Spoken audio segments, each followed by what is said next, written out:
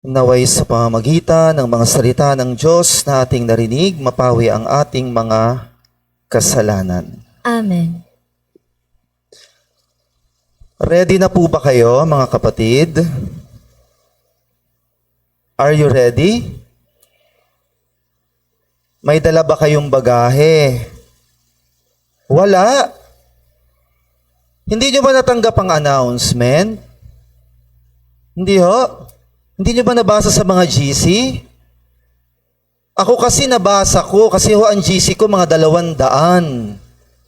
Kaya kapag nag-message kayo, doon sa 200 GC, siguradong mababasa ko. Hindi ho ba na-announce, mga kapatid?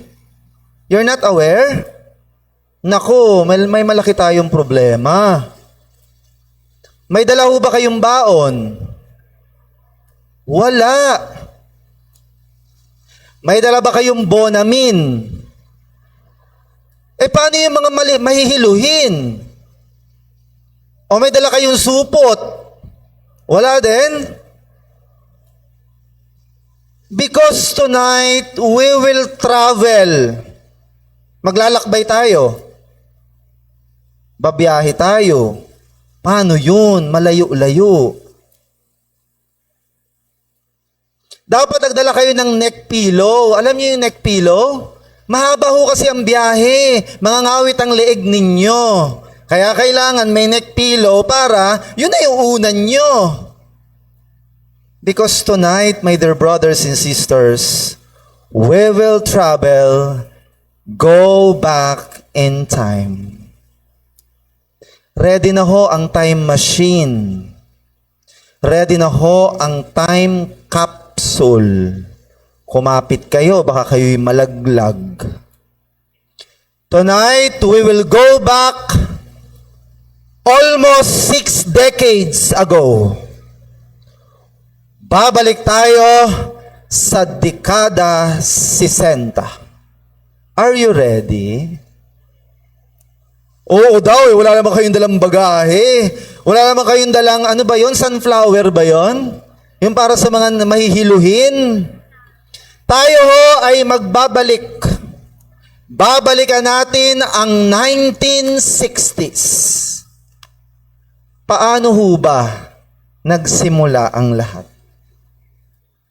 Sinong sasama? May gustong sumama?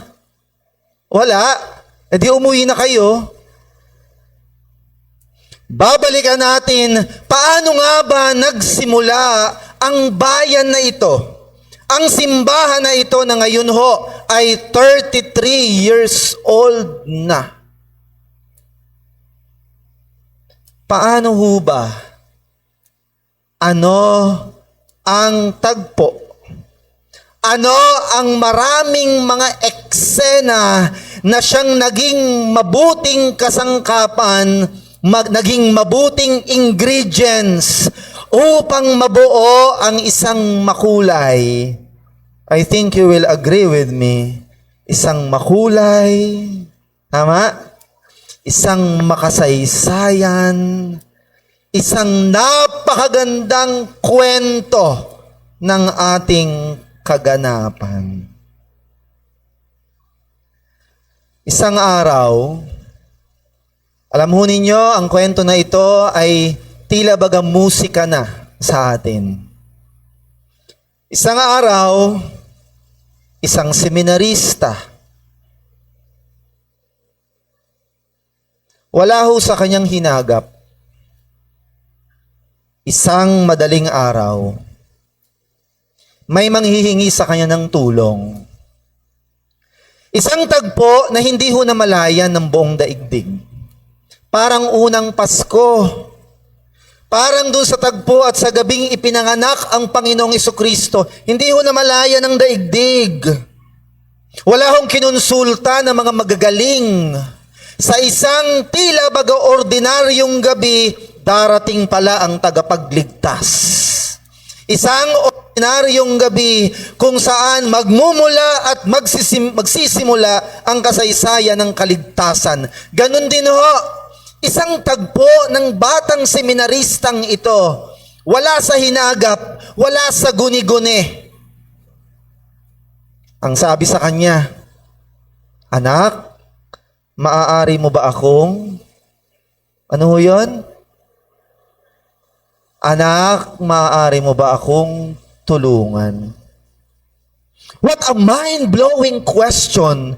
Mind-blowing kasi kung utak lang ng batang yan ang kanyang ginamit, yung utak ho na pang tao, yung earthly intelligence ang kanyang in-apply, siguro ang sagot niya dito sa matanda, "Ano ang hinihingi niyo sa akin?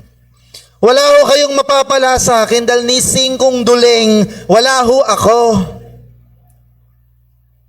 But because this young man was so religious and in God's grace always, he knows that very moment was no ordinary moment. Alam niya, hindi niya ginamit ito. Ang ginamit niya, yung puso na ang laman ay grasya at pananampalataya. Kaya ho, ano ang sagot niya nung sa humihingi ng tulong? Siguro ho, kung kaya yun, pinagwardya ninyo, "Gwardya, hulihin niyo to." Pero ang sabi ng batang ito, sabi ng batang seminarista, alam niya, he knew, this is not an ordinary encounter. There is something heavenly in this conversation.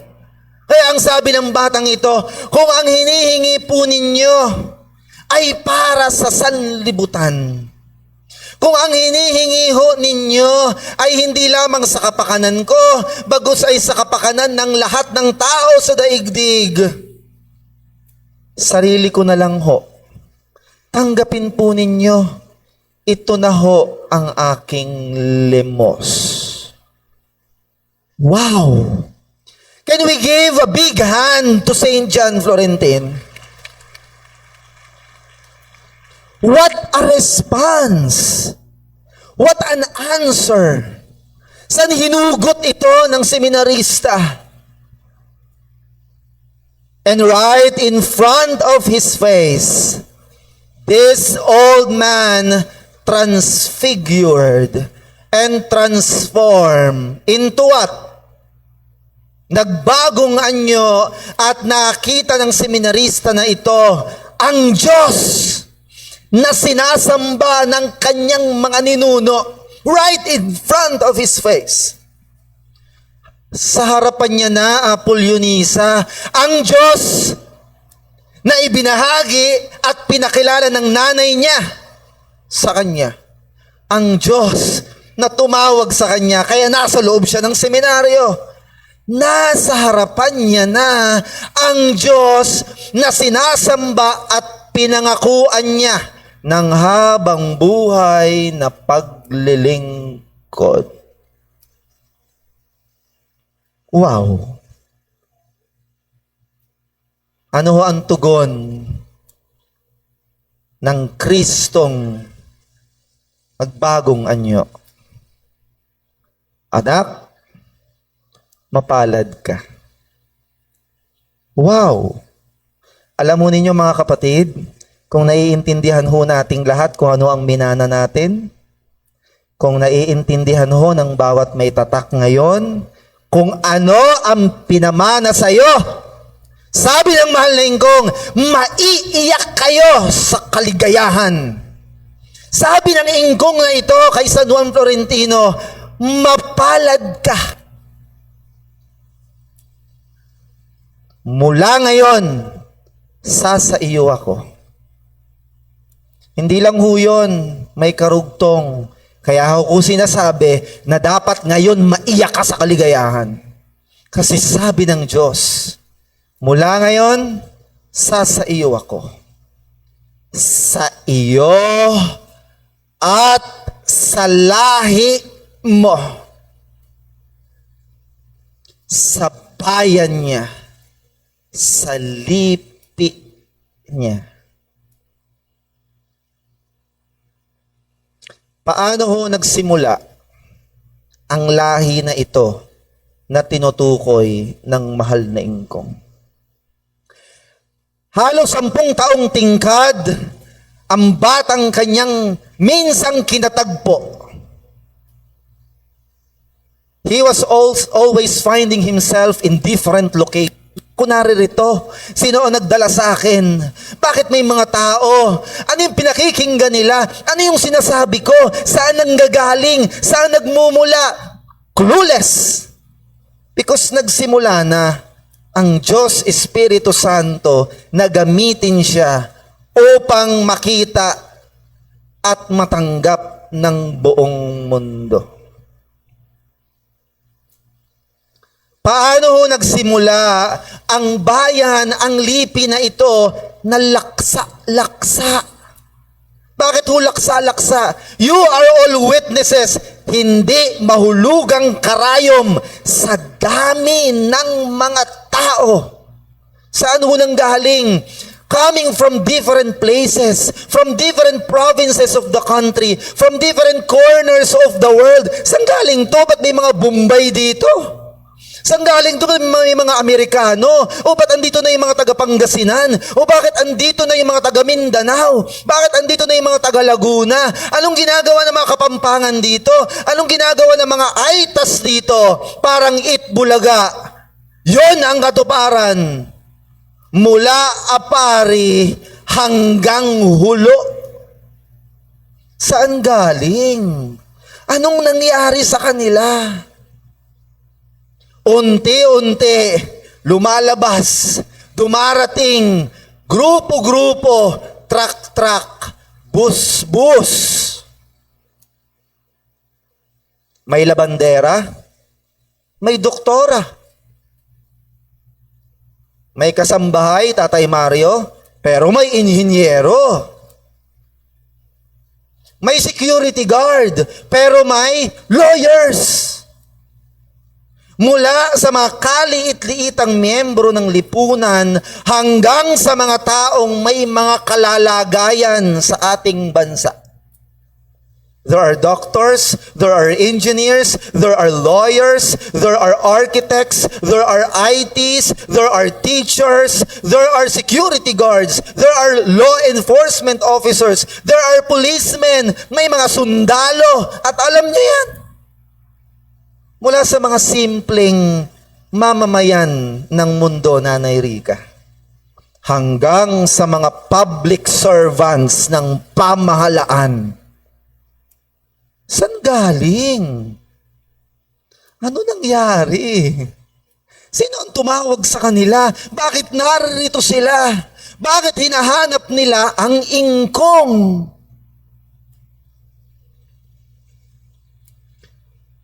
Katulad ho ni Nathaniel sa Ebanghelyo, marami hong mga tinatakan ang tinawag nung mga panahon at oras ng kanilang labis na kasadlakan sa buhay. Katulad ni Nathaniel, depressed, demotivated, derailed, no motivation, bagsak ang loob. Sa oras ng kanyang kasadlakan, ang Nathaniel na ito may kumausap sa kanya. Ano ba ito? Ibong pipit ba ito? Sapagkat nasa ilalim ng puno ng igos. Just like Nathaniel, God spoke with him. Kinausap siya ng Diyos. Kinausap siya ng Jesus na hindi pa ngayon nakikita ni dulo ng daliri. Parang Nathaniel ang mga tinatakan, yung mga panahon, mga kapatid, na mayroong labis at matinding sakit at karamdaman. Yun ang mga tinatakan na ang kanilang mga anak, ang kanilang mga asawa, kahit ang mga sarili nila ay mga tinanggihan na ng doktor. Do you remember that? Right now, we are in memory lane. Yung mga tinatakan na lahat ng ospital, yung mga taong wala na ho, aantayin nyo na lang ho ang kamatayan. Ay, wala na ho yan. Mag-aantay na lang ho tayo na mag-flatline yung machine. Wala na hong pag-asa. But one day, they encountered this God. Wow! yung tinaningan na nainkarnasyon, yung tinaningan ng buhay, yung binibilangan na lang ng araw, yung lahat ng mga eksperto, hands up na, sa isang igla, dumulog lang, nag-bless lang, naamoy lang ang muyak ng mahal na ingkong.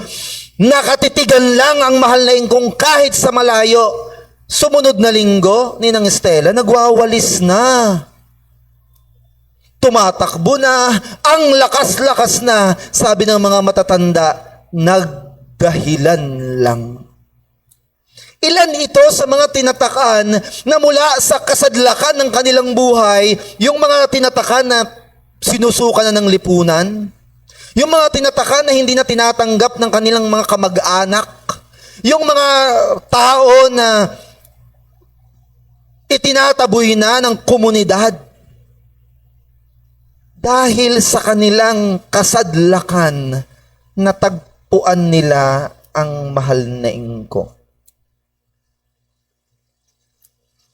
Meron nga po akong kilala. Sabi niya sa akin, Archbishop, nagdideliryo na ako noon. Ang mga anak ko, nakikita ko ni silang iniiyakan ako. Nakapalibot sila sa akin at iyak lang sila ng iyak sapagkat I was dying. I was in delirium that time. So, Apo, anong nangyari? Kaya lang, isang iglap, dinala ako sa isang lugar na maraming puno. Dinala ako sa isang lugar na mataas at kailangan akyatin. Dinala ako sa isang lugar na ang mga tao lahat nakati. Ako lang ang hindi. At doon nakita ko, nakaupo sa trono ang isang lalaking matanda na mahabang-mahaba ang balbas. I'm not sure if you heard this story. But I'm pretty sure there are similar stories. Sabi niya, Archbishop, nakita ko talaga yung matandang lalaki na mahaba ang balbas, nakaupo sa trono. Tinawag ako. Sabi niya sa akin, anak, halika, pumarito ka. Hindi ko alam kung ako'y nananaginip. Basta alam ko ako'y nagdideliryo at umiiyak na ang mga anak ko sa paligid ko. Sabi nung matanda,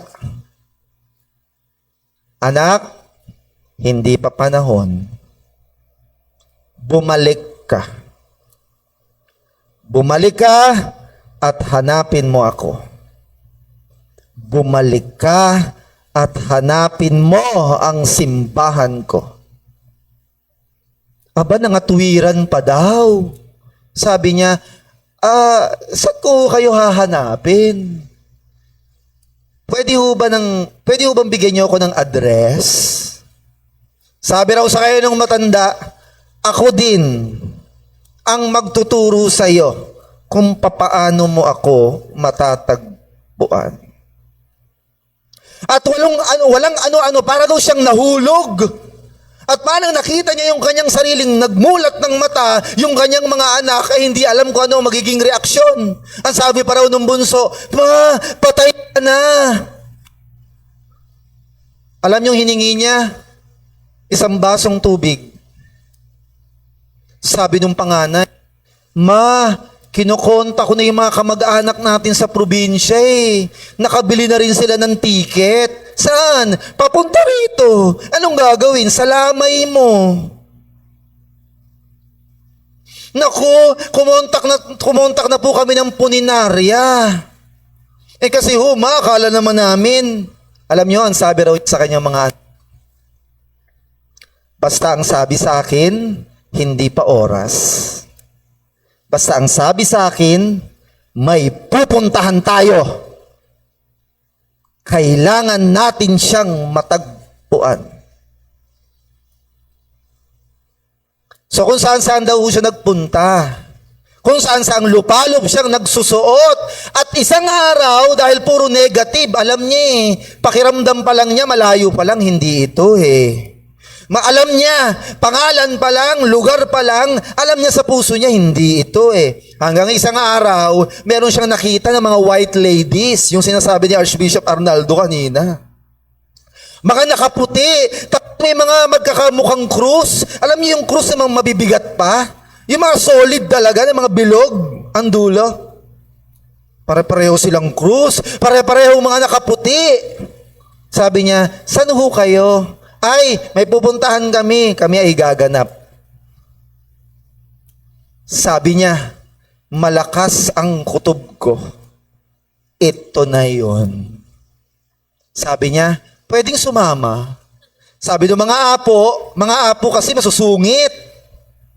Yung mga apo parang laging may buwa ng dalaw. Yung mga apo hindi welcoming, imbis na, tara. Ang sabi pa sa kanya, may pamasahe ka ba? May baon ka ba? Kasi sakto lang yung pamasahe namin sa Victory. Sabi niya, meron. Di sumama. Pagdating sa simbahan, may dumaan daw sa kanyang pagkaganda-ganda babae na ang buhok ay abot hanggang talampakan. Sabi niya, sino ito? Bakit ang bango? Bakit ang ganda? At ba't ang haba ng buhok?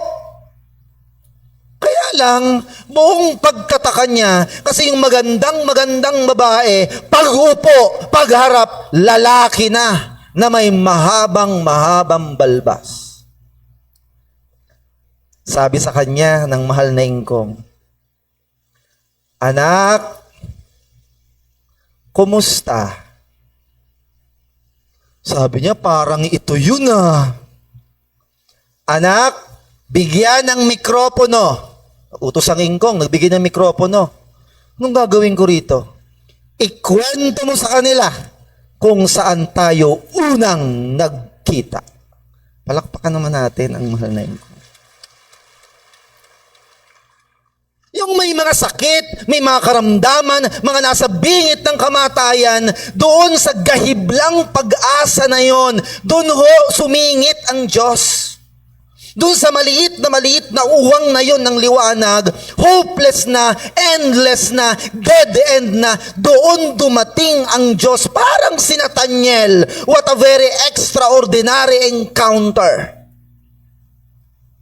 Yung mga tinatakan, yung mga dati noon na naghahanap ng direksyon, naghahanap ng pag-aasa, nung kanilang nasumpungan ng ingkong, binago nito ang kanilang buong buhay. Meron nga ho, huwag kayo magre-react ha, kasi baka may kakilala kayo. Pagbalik sa kanilang mga lugar, tao po, pagbukas ng kapitbahay, anong ginagawa mo na naman dito? Manggugulo ka na naman. Sapagkat yung tao na yon, lahat ng street dumadayo para makipag-inuman.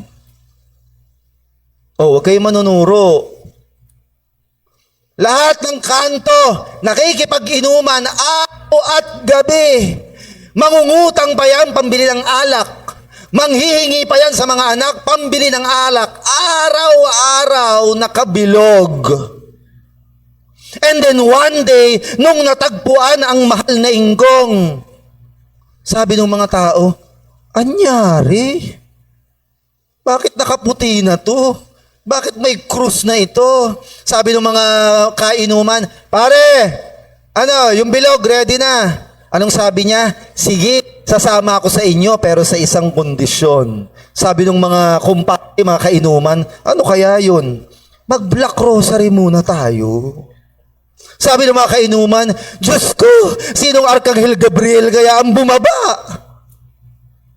Mayroon naman isa, talagang presidente ng mga Marites at Marisol. Lahat ng gulo sa buong barangay alam niya. Kasi lahat ng mga issue, kahit ng mga personal na pampamilya, siya ang mamarites sa buong barangay. Isang araw, may daladala ng birhen, may daladala ng Mama Mary, kumakanta na ng Ave, Ave. Sabi ng mga nadadaanan ng mga kamarites niya, Mare, wala bang issue dyan? Mare, wala ka ba ichichika? Sabi ng bagong apo, meron. Sama ka muna. Naku, may pabelo-belo ka na, ha? Ano yan? Anong eksena yan? Anong gimmick yan?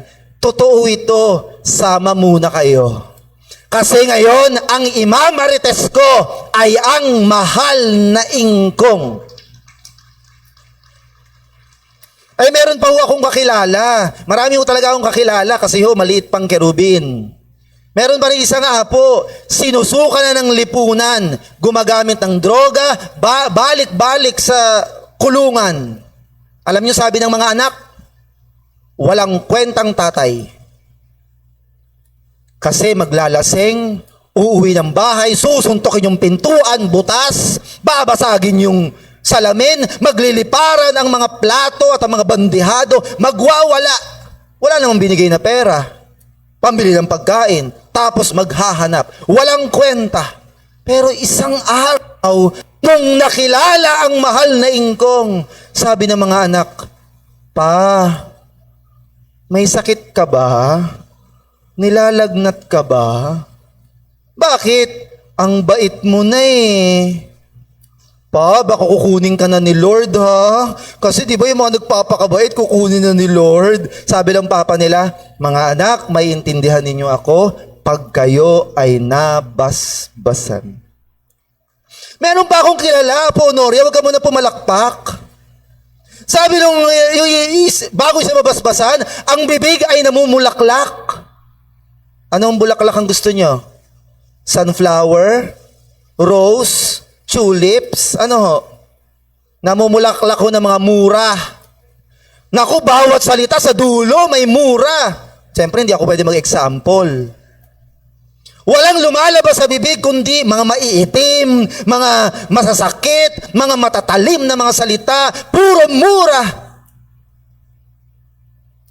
Nung nabasbasan, siya nang ho ngayon ang tagasaway sa mga palamura. Kasi bawat mura, parang ang sakit-sakit sa tenga kasi nagre-react na ang kanyang banal. My dear brothers and sisters, we have all our individual stories. Amen? Paano tayo tinawag? Kung paano ang ingkong na ito ay nagpatotoo sa bawat buhay ng mga tinatakan. Mayroong may pangitain, sasakay ka ng victory, bababa ka sa ganito, makikita mo yung ganyan, merong haharang sa'yo sa pintuan. Totoo nga. Pagdating nun sa kaganapan, ang sabi sa kayo ng apo, na nakasuta, na nakatungkod pa. Papasok sa loob, dudulog. Sabi ng apo, ep. Hinarang nga siya. Sabi niya, ito yung pangitain ko eh. Ito yung panaginip ko, may humarang talaga eh. Sabi ng apo, nakumpisal ka na ba? Ilang biyernes ka na bang pumunta? Kasi kung hindi, bawal. Sabi niya, ito ang aking panaginip. Katulad ni Nathaniel, you cannot even describe it. Hindi kayang abutin ng utak mo kung paano ang Diyos kumilos. Kahit sa mga preso, kahit sa mga aborsyonista, kahit sa mga mamamatay ang tao, kahit sa mga salot ng lipunan, kahit sa mga may kalalagayan sa komunidad, across all ages, across all races and nationality, across all colors and cultures, across all professions. At ang bayan na ito, ang kanyang lipi at hari.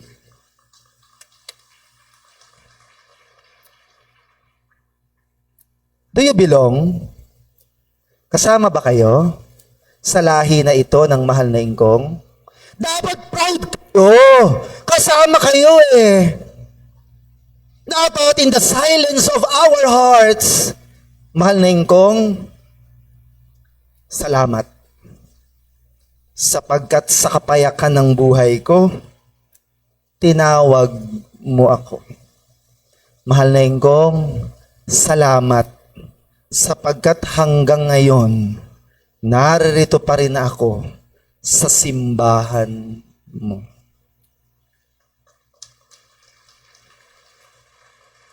In closing, my dear brothers and sisters, 33 years old na po tayo. Alam ho ninyo, yung bawat tinatakan na yon na pagkadami-dami na nanggaling sa iba't ibang sulok ng daigdig, sila ho ang naging mitya. Sila ang nagkwento, sila ang nag-share, sila ang walang takot, sila yung hindi mapigilan. They were unstoppable. They were unrelenting to share, mahal na ingkong, sa mga kasulok-sulukan ng inyong mga probinsya, ng inyong bayan. And no wonder, kaya ho tayong lahat ay naririto, sapagkat minsan may isang kan nagawi sa inyong lugar. Pag alis niya, kasama na kayo patungo sa mahal na ingkong. In closing, mga kapatid, tayong lahat, assignment natin sa buhay na ito ay maging mitya. Katulad ng mga nauna, mga nawala na sa daigdig, mga nagkandamatay na. Ngayon hong tayo ang humihinga at buhay. Our job is also to become the start-up, the kick-off for His kingdom. Tayo ho ay dapat pagsimulan ng mas maalab, mas malawak, mas madami, mas idong bayan ng mahal na ingkong. Ngayon ho, na unang gabi, sa ating pagbabalik tanaw, what a magnificent Lord. Ang kwento ng ganap nyo, ang kasaysayan ng ACC, yung mga pinagdaanan ng Apostolic Catholic Church. The journey of ACC is beloved ingkong's story. Ang kwento nyo ay ang kwento ng ating mahal na ingkong. Good evening po sa inyong lahat. Ave Maria Purissima, Simplicado sa pangalan ng Diyos Ama, Anak at Espiritu Santo. Amen.